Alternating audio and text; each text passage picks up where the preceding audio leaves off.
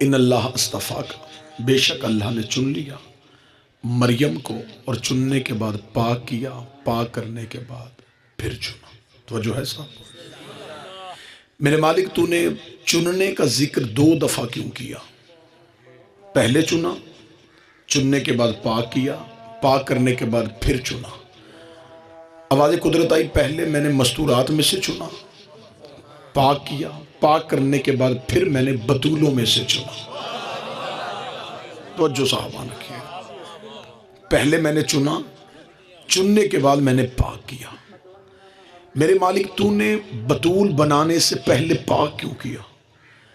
فرمایا اس لیے کہ بطول بن کے پاک نہیں ہوتی، پاک ہونے کے بعد بطول ہوتی۔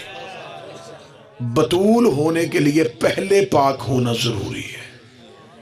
یعنی کہ میں اور زیادہ آسان کروں، بطول وہ ہوتی ہے جس کا ماضی بھی پاک ہو، مستقبل بھی پاک ہو۔ یہ نہ ہو کہ کسی صاحب عزت کے گھر آ جائے اور پھر اسے بطول کہا جائے۔ کسی کی وجہ سے بطول نہیں ہوتی، بطول اپنی ہی وجہ سے بطول ہوتی ہے۔ اب میں اس معزز ترین مجمع کے سامنے لفظ بطول کی وضاحت بھی کرتا ہوں۔ بطول جب میں بار بار نام لوں تو بطول صرف کسی ایک مستور کو بطول نہیں کہتے، بطول ایک عہدہ ہے۔ توجہ ہے صاحب؟ جیسے مردوں میں نبوت، خلافت، امامت، رسالت اور ولایت عہدے، کیونکہ عورت نبی نہیں ہو سکتی، عورت خلیفہ نہیں ہو سکتی، عورت رسول نہیں ہو سکتی، ایسے خدا نے عالم خواتین میں صرف ایک ہی عہدہ رکھا جسے بطول کہا جاتا ہے۔ ہر بی بی بطول نہیں ہوتی، بطول بھی خدا کسی نہ کسی کو بناتا ہے۔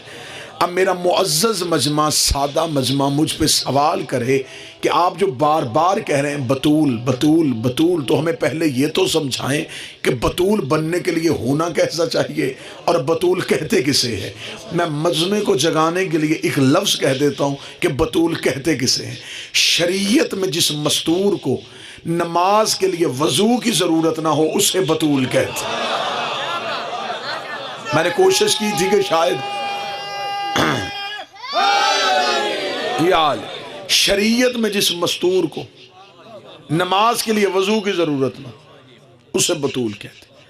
مجلس تہذیب کی مجلس ہوتی ہے، منبر ادب کا منبر ہوتا ہے۔ اگلی سطر میں اشارہ کروں گا، آپ اشارہ سمجھیں اور اشارے پہ ہی آپ کو بطول کی وضاحت ملے۔ بطول کسے کہتے ہیں؟ جس مستور کو پورا مہینہ قرآن تلاوت سے نہ روکے۔ میں نے تو کوشش کی تھی کہ عزت کے ساتھ اشارہ پڑھا۔ جس مستور کو پورا مہینہ قرآن تلاوت سے نہ روکے، مصلی عبادت سے نہ روکے، اسے بطول کہتے ہیں۔ میرے عزت دار لوگ تشریف فرما ہیں، اگر میرا کوئی اہل سنت بھائی مجلس سن رہا ہو، وہ صحیح بخاری کو منبر پہ لے کے آئے، میں صحیح بخاری سے تمہیں سناؤں کہ صحیح بطول کسے کہتے ہیں۔ آواز بہتر کریں، اس کی جو آواز میں یہ گونج ہے نا، یہ گونج ختم۔ درود سارے حضرات مل کے بلند آواز سے پڑھیں، اللہم صلی علی محمد۔ بسم اللہ سرکار یا علی مدد۔ واجب الاحترام عزت مآب سرکار جناب کامران عباس، اور جسے عباس کامران کر دے پھر وہ ہمیشہ ہی کامیاب و کامران ہوتا ہے۔ بہت بڑی شخصیت کا لہو لفظ بن کے ان کے لہجے میں بولتا ہے، اور ہمیشہ وہی لوگ کامیاب ہوتے ہیں جو بزرگوں کی تاثیر کو یاد رکھتے ہیں۔ میں نے لفظ بطول پہ مجلس شروع کی۔ صحیح بخاری میں بطول کا ذکر لکھا ہوا ہے۔ صحیح بخاری میں ایک باب ہے، باب مناقب جناب سیدہ، پورا باب جناب شہزادی پہ باندھا گیا ہے۔ اس باب پہ لکھا کہ مدینے کی عورتوں میں بحث چھڑ گئی کہ بطول کسے کہتے ہیں۔ وہ اکٹھی ہو کے نبی کے گھر میں آ گئی اور نبی کی ایک بیوی سے پوچھا، انہوں نے کہا تو اسی گھر میں رہی ہے، تو بتا سکتی ہے کہ تو نے زہرا کو کتنا پاک پایا؟ اس کی پاکیزگی کی سب سے بہتر گواہی تو دے سکتی، ہمیں بتا یہ کتنی پاک ہے۔ صحیح بخاری میں لکھا ہے، اب صحیح بخاری میں لکھا تو صحیح ہوگا، انہوں نے لکھا کہ نبی کی اس بیوی نے کہا ما اقول فی حقھا ولدت الحسن بعد صلاۃ الظہر و صلیت العصر، میں تمہیں بتاؤں یہ کتنی پاک ہے، ظہر پڑھ کے اس نے حسن جیسا امام دیا تھا، عصر کے لیے پھر دوبارہ مصلی پہ کھڑی ہو۔ بسم اللہ۔ کون سا شیعہ ہے جسے نہیں پتا کہ امام حسن کا نزول اجلال کب ہوا تھا؟ 15 رمضان کو ظہرین کے وقت، نہ روزہ ٹوٹا، نہ بی بی کا مصلی چھوٹا، اسے بطول کہتے ہیں۔ اب جس بطول کا میں نے ذکر قرآن سے پڑھا یہ ہے بطول مریم۔ اب ذہن میں فوراً آپ کے یہ غلط فہمی نہیں آ جانی چاہیے کہ اگر مریم قرآن کے اعتبار سے بطول ہے تو مریم اور شہزادی کا وزن برابر ہے، نہیں، مریم ہے چھوٹی بطول، سیدہ ہے بڑی بطول۔ اس کی بھی میں ایک ہی جملے میں وضاحت کر دیتا ہوں، مریم چھوٹی بطول کیوں، شہزادی بڑی بطول کیوں؟ مریم تھی بغیر شوہر کے بطول، بسم اللہ۔ جو بغیر شوہر کے بطول ہو اسے مریم کہتے ہیں، جو شوہر رکھ کے بطول ہو اسے سیدہ کہتے ہیں۔ چلے اگلا جملہ کہہ دیتا ہوں، مریم چھوٹی بطول کیوں، شہزادی بڑی بطول کیوں؟ مریم کا ہے صرف ایک ہی بیٹا معصوم، سیدہ کے ہیں 11 بیٹے معصوم۔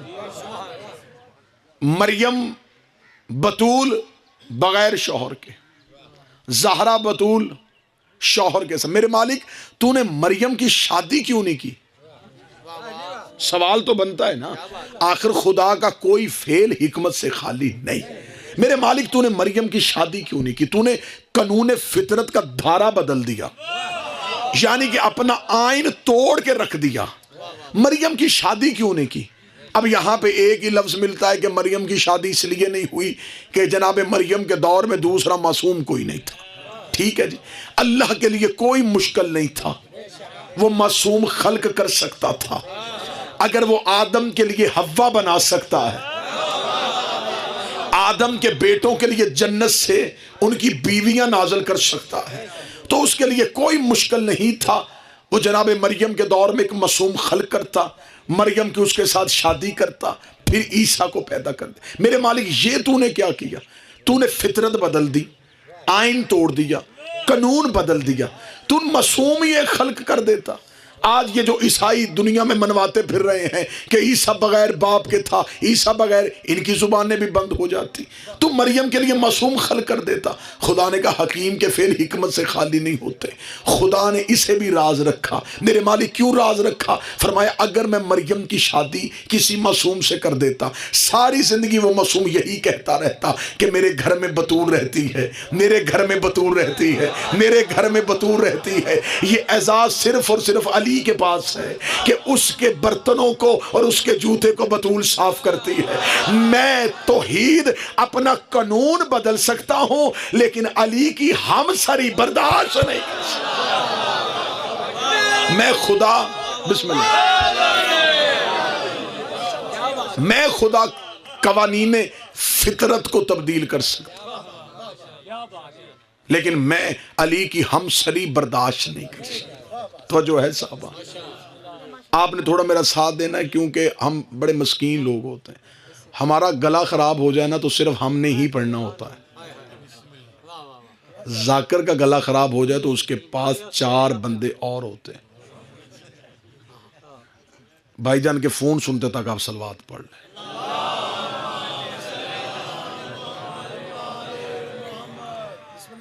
اجازت سرکار، اجازت جی سرکار، بسم اللہ۔ جناب مریم کے دور میں توجہ ہے فرزامہ، خدا نے مریم کو معجزہ بنا کے بھیجا، یعنی کہ خدا نے مریم کو معیار بنایا ہے، اسی معیار میں ہم نے قیامت تک کے لیے بطولوں کا وزن کرنا ہے۔ مریم کے پاس پہلی صفت یہ تھی کہ مریم کا شوہر نہیں تھا، ٹھیک ہے۔ جناب مریم کے پاس دوسری صفت کیا تھی؟ دوسری صفت یہ کہ مریم زمین کا کھانا نہیں کھاتی تھی، زمین کا کھانا ایک دن بھی مریم نے نہیں کھایا، جنت سے کھانا آتا تھا۔ صبح کا آتا مریم دوپہر کا انتظار کرتی، دوپہر کا آتا مریم شام کا انتظار کرتی۔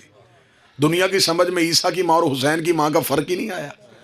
جو جنت کی روٹیوں کا انتظار کرے اسے مریم کہتے ہیں، جس کی پکی روٹیوں کا جنت انتظار کرے اسے زہرا کہتے ہیں۔ بسم اللہ، بسم اللہ۔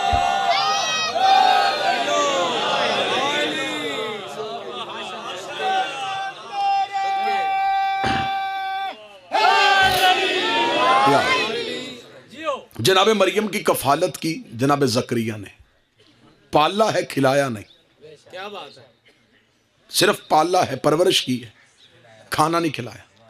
ابو طالب نے صرف پالا نہیں کھلایا بھی ہے۔ میرے مالک تو نے جناب زکریا سے کفالت کروائی تو زکریا کی ڈیوٹی لگا دیتا کہ مریم کو کھانا پہنچا۔ یہ کھانا عرش سے کیوں بھیجا؟ فرمایا میں نے زکریا کے گھر سے مریم کو کھانے نہیں دینا۔ میرے مولا کیوں؟ فرمایا زکریا خود تو معصوم ہے، اس کی بیوی تو معصومہ نہیں، کھانا بنانا ہے اس کی بیوی نے، جائے گا بتول کے پاس، اگر بتول نے وہ کھا لیا اور اس کھانے کو ہاتھ لگا ہوا غیر معصومہ کا تو یہ بتول نہیں رہے گی، لہٰذا میں نے اس کی عصمت کو محفوظ کرنے کے لیے کھانا جنت سے بھیج دیا۔ اب جو سمجھ گیا میں شکریہ ادا کرتا ہوں، نبی کو صرف ابو طالب نے پالا نہیں کھانا بھی کھلایا ہے۔ اس کا مطلب جتنا نبی پاک ہے اتنا ہی ابو طالب بھی پاک ہے اور فاطمہ بنت اسد بھی پاک۔ جناب مریم بیت المقدس جو ہے اس میں ایک چبوترا بنا ہوا تھا۔ بعض لوگ اس لفظ کو بیت المقدس بول دیتے ہیں، اصل لفظ تلفظ کے ساتھ بیت المقدس ہے۔ بیت المقدس میں ایک کمرہ بنا ہوا تھا، وہاں بی بی رہتی تھی، زندگی میں غیر مرد دیکھا ہی نہیں تھا۔ قرآن نے پوری کہانی لکھی ہے۔ قرآن کہتا ہے کہ مریم نے دیکھا کہ مریم کے کمرے میں کوئی کھڑا ہے، مریم کانپ گئی۔ مریم نے کام کے کہا انی اعوذ بالرحمن من کا ان کنتم تقیہ۔ بی بی نے کہا میں تجھ سے پناہ مانگتی ہوں اگر تو متقی نہیں تو۔ اب وہ جو کھڑا تھا وہ جبریل تھا۔ جناب جبریل نے کہا ڈر نہ۔ بی بی نے کہا کیوں نہ ڈروں، میں بتول ہوں۔ اب روب دکھایا بی بی نے عہدہ بتا کے۔ عہدہ وہی بتایا جاتا ہے نا جی۔ ہمیں بعض جگہ پہ کسی چیک پوسٹ پہ کوئی پولیس والے روک لیں تو ہم بھی اپنا عہدہ بتاتے کہ ہم ذاکر ہیں، وہ فوراً عزت کرتے ہیں ان کی مہربانی، وہ کہتے جی ٹھیک ہے جی، انہیں پتا ہوتا ہے مسافر لوگ ہیں مجلس میں دیر ہو رہی ہوگی، وہ کہتے جی چلے ٹھیک ہے۔ عہدہ وہاں بتایا جاتا ہے جہاں رایت لینی ہو۔ مریم نے عہدہ بتایا، ذرا مزہ لیجئے گا لفظ کا۔ جناب مریم نے عہدہ بتایا، مریم نے کہا سنبھل کے، میں عام عورت نہیں، بتول ہوں۔ اب عہدہ بتایا تو آگے بھی جبریل کھڑا تھا، اس نے کہا بی بی روب نہ چھاڑ، انا رسول ربک، اگر تو بتول ہے میں بھی رسول ہوں، میں بھی اللہ کا بھیجا ہوں۔ رسول مانی خدا نے بھیجا ہے مجھے، انا رسول ربک، مجھے تیرے رب نے بھیجا ہے۔ مریم کہہ رہی میں بتول ہوں، وہ کہہ رہا میں رب کا رسول ہوں۔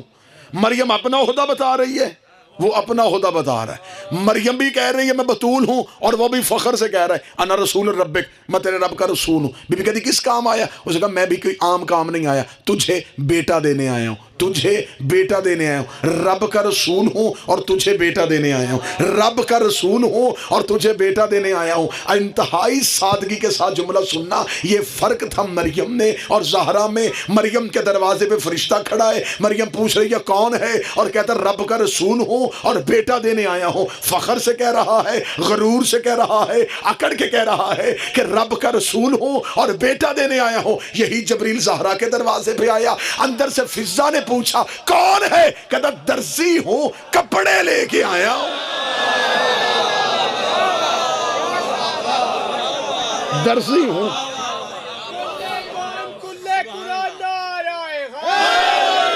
یار درزی ہوں، کپڑے لے۔ جبریل یہاں بھی عہدہ بتانا، کہ سید الملائکہ ہوں، کہ افضل الملائکہ ہوں، کہ رب کا رسول ہوں۔ جبریل نے کہا گستاخ نہ بن، یہی تو ایک دروازہ ہے، یہاں عہدے نہیں بتانے، نوکریاں سنانے ہیں۔ ان کی نوکری میں عہدہ ہے۔ سید الملائکہ ہونے سے افضل ہے بطول کا درزی ہونا، افضل الملائکہ ہونے سے بہتر ہے ان کے دروازے پہ مسکین بن کے آنا، یتیم بن کے آنا، اسیر بن کے آنا۔ تو جو ہے صاحبہ، اب جناب مریم بطول ہے، اور مریم کو جبریل کیا کہہ رہا ہے؟ میں تجھے انی بشرن غلامن زکیہ، میں تجھے ایک پاکیزہ بیٹا دینے آیا ہوں، میں دینے آیا ہوں۔ جبریل کہہ رہا میں دے رہا ہوں، قرآن کہہ رہا ہے کہ جبریل مریم کو کہہ رہا میں تجھے بیٹا دے رہا ہوں۔ میں، جبریل کون ہے؟ سیدہ کے دروازے پہ جھولا جھولاتا ہے، چکیاں چلاتا ہے، درزی بن کے آتا ہے۔ اب سر پہ قرآن رکھ کے مولوی سے پوچھ، جن کا نوکر بیٹے دے سکتا ہو، اور بیٹے بھی عام نہیں، عیسیٰ جیسے۔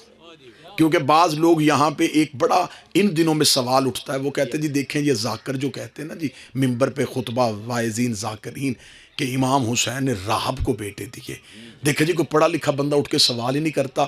کتنے یہ جاہل ہیں، کہتے ہیں جی رسول سے مانگے، رسول نے کہا نہیں ہے، اور امام حسین بچپن میں، اور امام حسین نے دے دیے۔ معاذ اللہ دنیا کو یہ کیا بتانا چاہتے ہیں کہ رسول امام حسین سے زیادہ اختیار نہیں رکھتے تھے، اور امام حسین کا اختیار رسول سے زیادہ تھا؟ معاذ اللہ جی معاذ اللہ، امام حسین کو رسول سے افضل تھے۔ یہ بات بتا کے سادہ بچوں کو پھنسا لیتے ہیں، اور بات بھی اچھی ہے، دیکھیں دلیل تو ٹھیک ہے نا۔ اب میں اس دلیل کا آپ کو جواب دوں۔ جتنے نبی ہوتے ہیں نا جی، یہ ہوتے ہیں عدل کی کرسی پہ، جتنے ولی ہوتے ہیں یہ ہوتے ہیں فضل کی کرسی پہ۔ اس سے بہتر ترجمہ میں نہیں کر سکتا۔ نبی عدل کی کرسی پہ ہوتے ہیں، ولی فضل کی کرسی پہ ہوتے ہیں۔ اب میں اس کی بھی وضاحت، جتنا بنتا ہو اتنا دینا یہ عدل ہے، نہ بھی بنتا ہو وہ بھی دینا یہ فضل ہے۔ بہت بڑا پلازہ بنا ہوتا اور اس کے نیچے لکھا تھا ھذا من فضل ربی، یہ میرے رب کا فضل ہے، عدل نہیں، عدل نہیں۔ عدل ہوتا تو یہ نہ ہوتا، اگر وہ عدل کرتا تو یہ نہ ہوتا۔ بھئی اگر وہ ترازو ہاتھ میں پکڑ کے رکھو، بھئی شکر رکھو پھر میں نعمت رکھوں گا، پہلے شکر رکھو تو کھائے گا کون؟ اس لیے خدا عادل تھا، عادل ہے اور عادل رہے گا۔ فضل وہ خود نہیں کرتا، فضل وہ ان سے کرواتا ہے، کیونکہ اگر وہ عادل سے فاضل بن جائے اور فضل کرے اور پھر عادل بن جائے پھر وہ اللہ نہیں رہے گا، کیونکہ اللہ کیفیتوں میں نہیں ڈھلتا، اللہ ایک ہی رہتا ہے۔ اس نے کہا میں صرف عادل ہوں، فضل تم کرو گے۔ راہب نے مانگے تھے عادل سے بیٹے، عدل نے کہا نہیں ہے، راہب نے پھر مانگے، عدل نے کہا نہیں ہے، اور کہنا بھی یہی چاہیے تھا جب بنتے ہی نہیں، دے کہاں سے؟ عدل نے کہا نہیں، بچپن کا فضل آ گیا۔ وہ عدل کے زانوں پہ بیٹھا، اس نے پوچھا نانا کیا ہوا؟ عدل نے کہا بیٹا نہیں، فضل نے کہا ایک دیے، عدل نے کہا قضا میں نہیں، فضل نے کہا 2 دیے، عدل نے کہا قدر میں نہیں، فضل نے کہا 3 دیے، عدل نے کہا تقدیر میں نہیں، فضل نے کہا 4 دیے، عدل نے کہا لوح پہ نہیں، فضل نے کہا 5 دیے، عدل نے کہا محفوظ پہ نہیں، فضل نے کہا 6 دیے، عدل نے کہا قسمت میں نہیں، فضل نے کہا 7 دیے۔ 7 بیٹے دینے تھے، عدل نے فضل سے کہا مانگ عدل سے رہا ہے، دے تو رہا ہے، بتا تو صحیح کیسے دے رہا ہے؟ فضل نے کہا انہیں بتانا چاہتا ہوں، میں دیتا پہلے ہوں لکھواتا بعد میں، جو لکھے ہوئے کو دے۔ بسم اللہ، سونڈ بھی عطائی ہے۔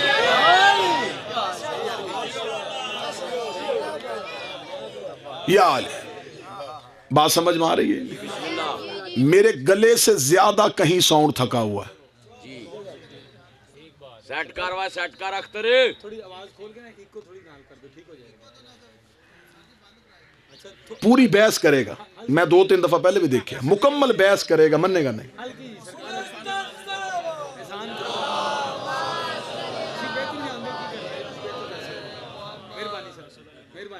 توجہ ہے صاحب؟ عدل اور ہے، آپ توجہ میری طرف کریں، یہ بالکل بھی بند ہو جائے گا، میں آواز آپ تک پہنچاؤں گا۔ عدل اور ہے، فضل اور ہے۔ شیعہ پاگل نہیں علم کے نیچے چراغ جلاتے ہیں، ہمیں پتہ ہے عباس صرف فضل نہیں ابو الفضل ہے۔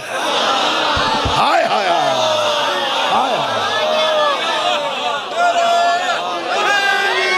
یا،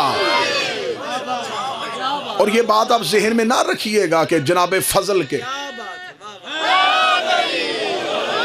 یہ بات آپ بالکل ذہن میں رکھیے گا جناب فضل کے والد ہونے کی وجہ سے ابو الفضل، جناب فضل نہ بھی تھے تو یہ پھر بھی ابو الفضل تھے۔ اصل میں ترجمے تبدیل ہوتے گئے نا، ترجمے تبدیل ہوتے گئے، ہم نے ابا کا مطلب باپ کر دیا، ورنہ اب کہتے ہیں مالک کو، ابو تراب علی مٹی کا مالک۔ قبر میں علی وجہ ہی اس لیے آتے ہیں، علی ہے مٹی کا مالک، اور انتقال تب تک ہوتا نہیں جب تک مالک نہ ہو۔ اب پچیتی بندوں کو بھی میں اس بات کی سمجھاؤں، انتقال کروانے کے لیے مالک کا ہونا ضروری ہوتا ہے۔ آپ نے جسم دینا ہے مٹی کو، مالک علی ہے، تب تک مٹی قبول ہی نہیں کرتی۔ علی کہتے دیکھتے مجھے سارے ہیں، مومن بھی دیکھتا ہے منافق بھی دیکھتا ہے، منافق کو میں قبول نہیں کرتا، مومن کے جسم کو قبول کر لیتا۔ ٹھیک، عیسیٰ ہے چھوٹی بطول کا بیٹا، اور عیسیٰ ہے کلمت اللہ، اللہ کا کلمہ۔ حسین ہے بڑی بطول کا بیٹا، حسین کلمت اللہ نہیں، حسین کتاب اللہ۔ چلیں راز ایک راز آپ تک پہنچا دیتا ہوں، بڑی دھیمے لہجے میں، آواز پہلے ساتھ نہیں دے رہی، ریاض سے رتو حل بنے بیٹھے، تو اسی طریقے سے آپ تک ایک راز محبت کے ساتھ پہنچا۔ آخر یہ جو عیسائی حضرت عیسیٰ کو اللہ کا بیٹا کہتے ہیں، کوئی نہ کوئی وجہ تو ہے۔ اب ذمہ دار چہرے میں بڑا قیمتی راز، واللہ با حسین میں ممبر پہ ہاتھ رکھ کے کہہ رہا ہوں، انتہائی قیمتی راز میں آپ کی سماعتوں کو ہدیہ کرنے، میرے پیچھے بڑا خوش عقیدہ ذاکر بیٹھا ہوا ہے، بڑے مالک کا بڑا کمال عقیدہ رکھتا ہے یہ۔ آخر کوئی نہ کوئی وجہ ہے، ہر مذہب کے پیچھے کوئی نہ کوئی دلیل چھپی ہوتی ہے۔ یار آپ اتنا سوچیں کہ عیسائی پوری دنیا پہ راج کر رہے ہیں، ہر علم کی وہ گہرائی میں چلے گئے، آخر انہوں نے اپنے مذہب کو بھی تو پڑھا ہے نا، کوئی نہ کوئی وجہ تو ہے نا کہ وہ عیسیٰ کو اللہ کا بیٹا سمجھتے ہیں۔ اس وجہ کو میں نے پایا جب میں جیل میں تھا، جس سزائے موت کی کوٹری میں بند تھا، اس کے ساتھ والی کوٹری میں ایک عیسائی رہتا تھا، وہ عیسائیوں کا پادری تھا، اسے 16-17 سال ہو گئے تھے مسلسل جیل میں، وہ 24 گھنٹوں میں 17 یا 18 گھنٹے مسلسل بائبل پڑھتا تھا، انجیل پڑھتا تھا، اسے زبانی یاد تھی۔ ہم ایک دوسرے سے ملاقات کر نہیں سکتے تھے، اپنی اپنی کوٹری میں تھے، آواز کا رشتہ تھا۔ اس سے میں نے وجہ پوچھی کہ آخر تم عیسیٰ کو اللہ کا بیٹا کیوں کہتے ہو؟ اس نے مجھے وجہ بتائی۔ اب وہ وجہ انجیل میں لکھی ہوئی ہے، جیسے ہمارے ہاں قرآن میں سورتیں ہیں، یہ سورہ جو ہے یہ آل عمران ہے، یہ سورہ بقرہ ہے، یہ یاسین ہے، اس طرح انجیل میں باب ہے۔ انجیل میں ایک باب ہے جسے کہتے ہیں متی کی انجیل، اس میں وہ راز لکھا ہوا ہے جو راز عیسائی مذہب کا عقیدہ ہے۔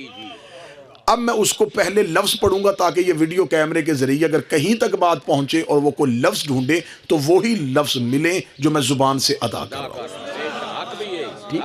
اس کی میں وضاحت میں آپ کو جب وضاحت کروں گا میں بتا دوں گا کہ یہ انجیل کے نہیں، میں یہ وضاحت کر رہا ہوں۔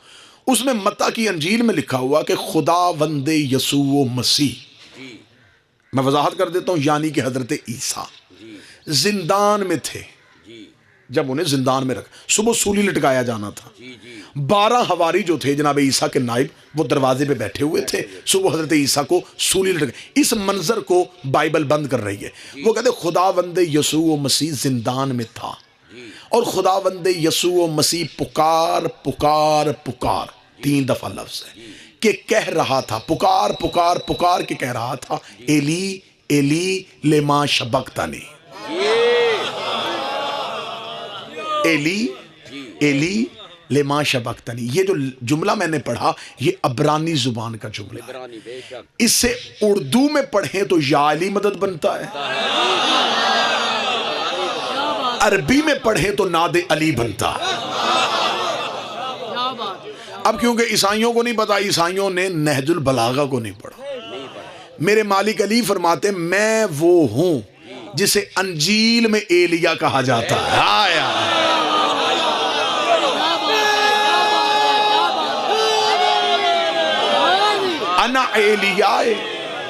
انا ایلیاء فی الانجیل. مولا کا خطبہ ہے, مولا فرماتے ہیں میں وہ ہوں جسے انجیل میں ایلیا کہا جاتا ہے.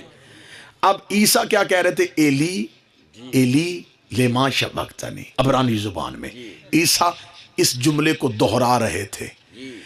یا متی کی انجیل میں لکھا ہے کہ ناگہا اچانک ایک نور زندان میں آیا. راز دینے لگا ہوں میں, راز پڑھنے لگا ہوں. ایک نور زندان میں آیا اور اس نے عیسیٰ کو اٹھایا اور وہ نور آسمان کی طرف گیا. جب وہ نور آسمان کی طرف جا رہا تو وہ 12 حواری جو دروازے پہ بیٹھے تھے انہوں نے دیکھا کہ ایک نور تیز لائٹ آئی ہے اور اس نے عیسیٰ کو اٹھا کے جا رہے ہیں. وہ پریشان ہو کے اٹھ کے کھڑے ہوئے. اب متی کی انجیل میں لکھا ہے کہ حواریوں نے چیخ کے کہا کہ اے خداوند یسوع مسیح تو کہاں جا رہا ہے؟ کہاں جا رہا ہے؟ تو خداوند یسوع مسیح نے کہا مجھے میرا باپ لینے آ گیا, مجھے میرا باپ لینے آ گیا. لہذا عیسیٰ چلے گئے. اب عیسیٰ تو چلے گئے, نیچے سے مذہب بننا شروع ہو گیا. 12 حواریوں نے کہا کہ عیسیٰ جاتے ہوئے ہمیں بتا کے گئے بتا کے گئے کہ انہیں باپ لینے آ گیا. جو لینے آیا تھا وہ اللہ تھا. عیسیٰ جاتا ہوا کہہ گیا باپ لے گیا ہے. اس کا مطلب عیسیٰ بتا گیا ہے کہ میں اللہ کا بیٹا ہوں. یہیں سے عیسائی مذہب شروع ہو گیا, یہیں سے عیسائیت کی ابتدا ہو گئی. کاش عیسائیوں نے قرآن پڑھا ہوتا تو وہ کبھی بھی عیسیٰ کو اللہ کا بیٹا نہ کہتے, کیونکہ خدا قرآن میں کہتا مثل عیسیٰ و مثل آدم کمثل خلقہ من تراب. میں تمہیں مثال دیتا ہوں آدم کی اور عیسیٰ کی, کیونکہ یہ دونوں تراب کے بیٹے تھے.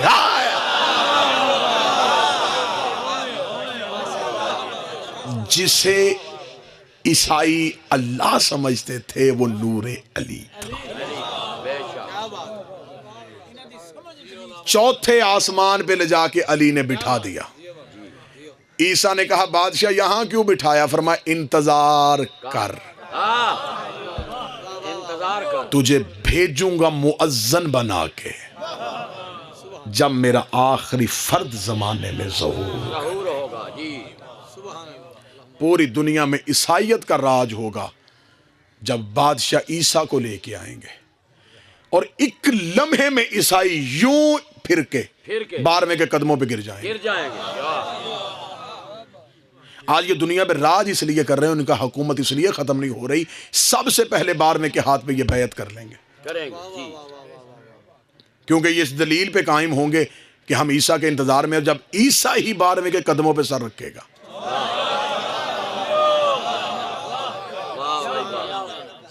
یعنی کہ عیسائی کامیاب ہو جائیں گے اور واللہ با حسین کتابوں میں لکھا بدبخت ہوں گے وہ شیعہ جو 12ویں کے سامنے کھڑے ہو کے کہیں گے کہ مولا آپ کیوں آ گئے جب ہم آپ کا کام کر رہے تھے, آپ کو ضرورت کیا تھی آنے کی. اور یہی آوازیں بلند کر کے کہیں گے یہ مہدی نہیں ہے, کیونکہ وہ امام کے نائب بنے ہوئے ہوں گے. اور جملے ہیں پھر کتاب کے, میں کیسے سینے میں محفوظ کر لوں. امام ان سے کہیں گے تم نے میری نیابت کا دعویٰ کیا تھا, تم کہا کرتے تھے کہ تم میرے نائب ہو. امام یہ کہہ کے کہیں گے میں نے عیسیٰ کو آسمان سے زمین پہ بلایا, نائب ہو بلا کے دکھاؤ. میں مردوں کو زندہ کروں گا, نائب ہو تو اٹھا کے دکھاؤ. ہمارا فقط یہی عقیدہ رہنا چاہیے کہ امام کا نائب معصوم کے علاوہ کوئی نہیں ہو سکتا. 12ویں کا انتظار کرو, نظریں ادھر رکھو.